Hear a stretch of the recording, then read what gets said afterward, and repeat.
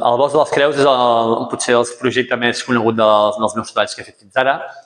Va ser arran de l'incendi d'Òdena de fa ara 8 anys, que va afectar els municipis de la Catalunya central, entre ells el municipi on jo he viscut tota la vida.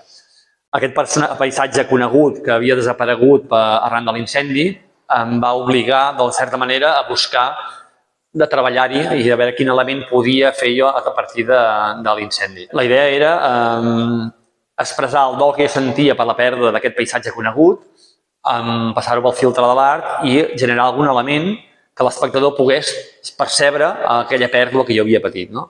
Llavors el que vaig fer començar a mirar ametllers que tenien les branques molt cargolades, a tallar branques, a canviar-les de lloc, posicions diferents, a veure quin element podia fer. I va ser quan vaig tallar una branca i la vaig posar transversal amb el tronc de l'arbre, quan vaig veure aparèixer la creu. I a partir d'aquí vaig dir, hòstia, això és el que vull fer, perquè realment la força de la creu, el nostre context social encara té molta força i remet a aquesta idea de pèrdua, de dolor, de mort. Llavors el que vaig fer va ser transportar-la a un indret on els espectadors fossin els automobilistes, a vora una carretera, i a partir d'aquí va ser fer-ho en gran. Una creu té molta força, però si en fas 100 en tenen moltes més. I si en fas 1.293 com les que vaig fer, encara tenen molta més força. Llavors, com que la nostra cultura veu molt de la cultura cristiana, el dol dura un any.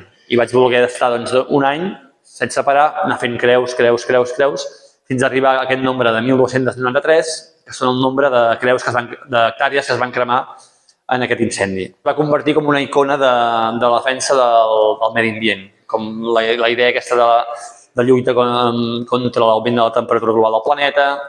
I una de les coses importants que van passar aquí en el bosc, que a mi em van omplir moltíssim, va ser font d'inspiració de molts creadors. Fotògrafs, cinema, pel·lícules, poetes. S'hi han fet una multitud d'accions que han estat inspirades per aquest projecte.